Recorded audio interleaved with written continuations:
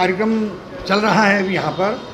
हेमलता जी ने करीब 5000 गाने गाए हैं और 40 भाषाओं से अधिक में। और रॉक स्टार चिंतन बाकीवाला जी की विशेष प्रस्तुति आज। गिरीश वानखेड़े जी जय भीम के चेयरमैन हैं और वरिष्ठ पत्रकार भी हैं। आपके सामने भी गिरीश जी को कहेंगे। और चिंतन जी को हाल ही में अमेरिका के बड़ी यूनिवर्सिटी ने डॉक्टरेट, वोकल में डॉक्टरेट की उपाधि दी है। और हाल ही में अभी ये 2 एल्बम की शूटिंग कर कश्मीर से लौटे हैं, आज यहाँ हैं और 2 दिन बाद फिर इनके एल्बमों की शूटिंग देहरादून वगैरह में होने वाली है। अब चिंतन जी बताएं। तो पहले गिरीश जी बताएं। पहले गिरीश जी। अच्छा, सबसे पहले मैं आपको बता दूं कि ये बड़ा इम्पॉर्टेंट दिन है आज, क्योंकि केशव राय साहब हमेशा से बड़े बड़े इवेंट्स करते आए हैं और ये हेमलता जी के 50 साल पूरे होने के उपलक्ष्य में जो प्रोग्राम इन्होंने रखा है वो तारीफ़ काबिल है। कई सारे सिंगर्स यहाँ आए हैं, उनमें उल्लेखनीय नाम है चिंतन जी का। और चिंतन जी ने जिस तरीके से समा बांधा है अभी किशोर कुमार साहब के गानों पे, वो कमाल का था। मतलब हम इस शो के को स्पॉन्सर्स है, मैं मुख्य स्पॉन्सर और मैं इनका स्पॉन्सर रहा हूँ। और केशव साहब ने इतने सालों में जितने भी इवेंट्स किए हैं वो बड़े खूबसूरत हुए हैं। हमको बड़ी खुशी होती है कि जब एक इतने सीनियर सिंगर जैसे कि हेमलता जी उनके साथ ये जब शो करते हैं, और चिंतन जी जैसे जो नए वर्ग के नए युवा सिंगर है जो इतना सारा काम कर रहे हैं, ऐसे सिंगर जब आके उनको ट्रिब्यूट देते हैं तो बड़ी खुशी बात है। और जय भीम ये शॉर्ट वीडियो ऐप है, इसे आप डाउनलोड कीजिए। इस ऐप के ज़रिए हम नई प्रतिभाओं को मौका दे रहे हैं। बहुत सारे नए बच्चों को अपनी क्रिएटिविटी को बाहर लाने के लिए हम प्रोत्साहित कर रहे हैं। इसमें शॉर्ट वीडियोस होते हैं जिसमें आप गाने गा सकते हो, आप वीडियोस कर सकते हो, डांसेस कर सकते हो। तो आज के उपलक्ष्य में हमको बड़ी खुशी हुई कि हम इस महत्वपूर्ण प्रोग्राम का भाग बने। चिंतन जी क्या कहना है? आपकी एल्बम भी कोई आने वाली है, आ चुकी है? जी। क्या कहना चाहेंगे? सर, आपका प्रोग्राम मुंबई में रहता है महीने में 2 से 3 बार। जी बिल्कुल, thank you so much sir. प्रथम तो सभी हमारे जितने भी श्रोता और स्टिल्स और वीडियो के माध्यम से हमको देख रहे हैं, हम तीनों को, और हम सब का बहुत बहुत प्यार भरा प्रणाम, वंदन, नमस्कार। और आज का प्रोग्राम एक ऐतिहासिक प्रोग्राम जो कि अभी चल रहा है, जिसमें हम हेमलता दीदी के गाए हुए गीतों को हम सब मिलकर ट्रिब्यूट दे रहे हैं। और जैसा कि अभी गिरीश भैया ने बताया कि मैंने बचपन से किशोर दा को पूजा है, गाया है, और उनको भले मिल नहीं पाया, देख नहीं पाया, लेकिन मैंने अभी हाल ही में अभी थोड़ी देर पहले मैंने ऑडिटोरियम के अंदर कुछ गीत गाए, जिससे कि सबका बहुत प्रतिसाद और प्यार मिला। हमारे गिरीश भैया का, केशव भैया का, सबका आशीर्वाद। और दीदी ने, हेमलता दीदी ने मुझे स्टेज के पास आकर मुझे इधर उन्होंने आशीर्वाद दिया और प्यार दिया, बहुत बहुत आत्मीयता दी कि तुम बहुत नाम करोगे। तो अभी मैं उस प्रयास में हूँ। और जहाँ तक कि अभी आप द्वारा पूछा गया है, अभी मैं हाल ही में मेरी शूटिंग हुई है पटनी टॉप और श्रीनगर के अंदर, जो मेरा सिंगल प्राइवेट सॉन्ग है, जो कि डुएट सॉन्ग है, और बहुत जल्दी आप सबके बीच में पूरे वर्ल्ड वाइड रिलीज़ हो रहा है। उसके शुरुआत के बोले आँखों की गुजारिश। तो ये बड़ा सुंदर रोमांटिक सॉन्ग है।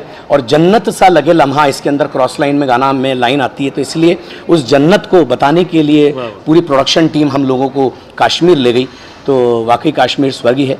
और उसके बाद में 17 जुलाई को मैं सीधे दिल्ली आया कश्मीर से, और वहाँ पर मुझे परम सौभाग्य की प्राप्ति हुई, जो कि मुझे आज भी यकीन नहीं हो रहा है कि वोकल म्यूज़िक में मैं ही अकेला, I was the only recipient to get this doctorate award, doctor of philosophy in vocal music.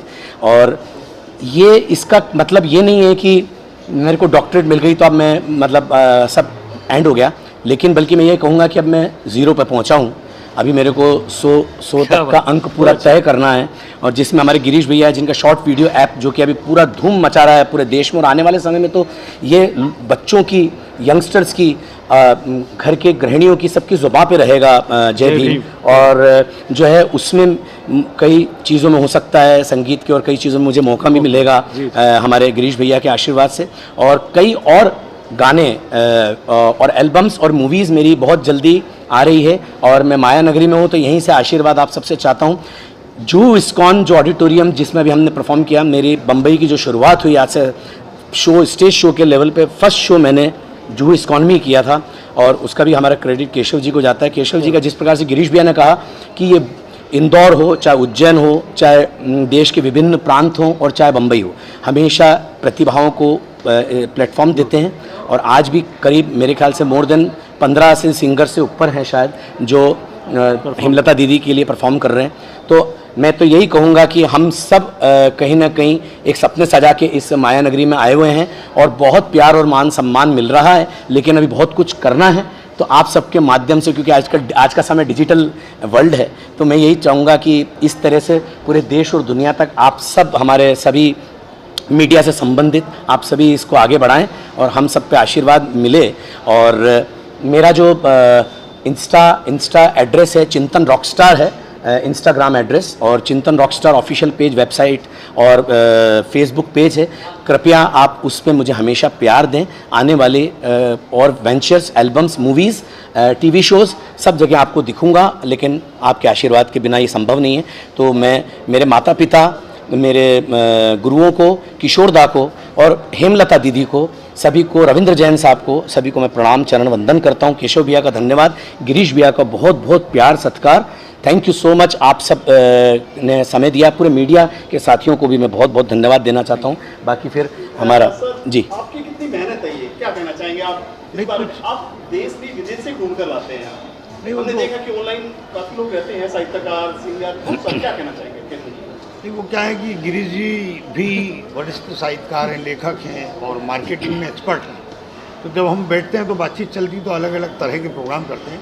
तो ये जो हेमलता जी का जो प्रोग्राम बना, जय भीम के ऑफिस में ही बना था, और फिर हमने चिंतन जी से बातचीत की। चिंतन जी भी तैयार हुए गाने के लिए, इसीलिए ये भी दिल्ली से और कश्मीर, दिल्ली होते हुए मुंबई में आए हैं, कल फिर चले जाएंगे। तो ये इस तरह के एक नया की जो हमारी लीजेंडरी है, जिन्होंने फिल्म संगीत जगत को पूरी दुनिया भर में पहुंचाया है, तो उनको स्वर्ण जयंती के अवसर पर याद करना हम सभी का परम कर्तव्य है, दायित्व है कि उनकी यात्रा को नई पीढ़ी तक पहुंचाया जाए।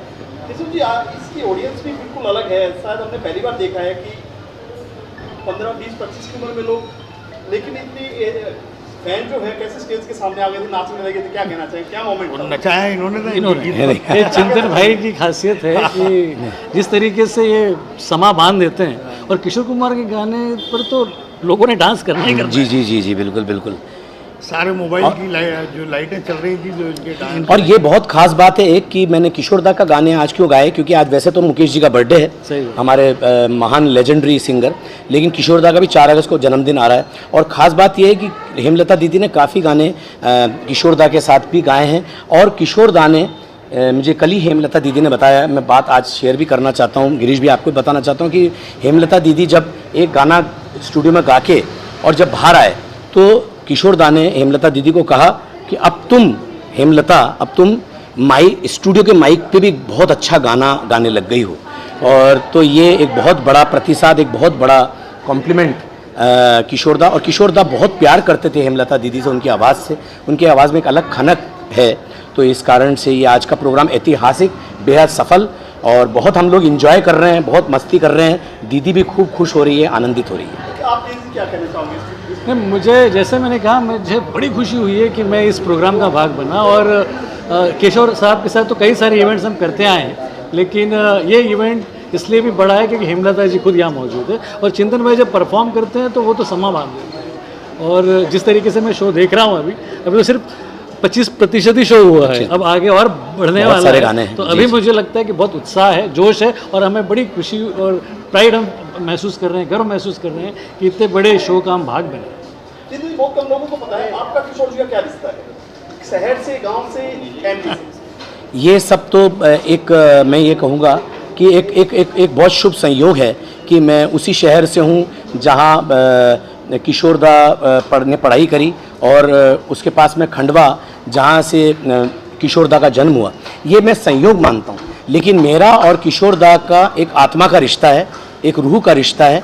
मैं जब भी उनके गीतों को गाता हूँ तो मैं कभी ये नहीं सोचता हूँ कि मैं किशोर दा के गीतों को गा रहा हूँ, मैं किशोर कुमार जी के गीतों को गा रहा हूँ। ऐसा लगता है कि वो मेरे लिए गाने बनाए गए, इसलिए मैं नीचे लेट जाता हूँ, बैठ जाता हूँ, पब्लिक में कूद जाता हूँ, क्योंकि वो एक पिता तुल्य, एक गुरु तुल्य हैं। तो इसलिए मैंने कभी उनसे मिला नहीं, कभी उनको देखा नहीं, लेकिन ऐसा लगता है हमेशा वो मेरे साथ हैं, मेरे पास हैं, और हमेशा मेरे साथ रहेंगे, मेरे पास रहेंगे। I always love him. और पूरा देश, पूरी दुनिया किशोर दा को आज भी प्यार करती है, मोहम्मद रफ़ी साहब को प्यार करती है, मुकेश जी को करती है, लता दीदी को करती है, आशा ताई को करती है, और हमारी हेमलता दीदी को भी करती है। तो जाते एक लाइन गुनगुनाएंगे आप?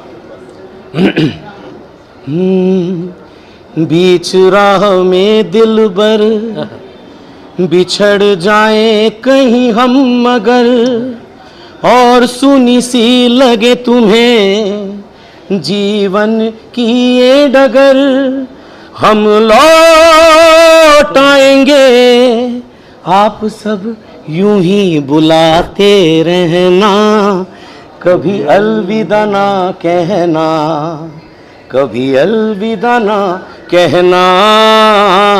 चलते चलते किशोरदा, हेमलता दीदी, मेरे ये गीत याद रखना, ला ला ला ला ला ला ला ला, कभी अलविदा ना कहना। Thank you sir. Thank you, thank you, thank you, thank you.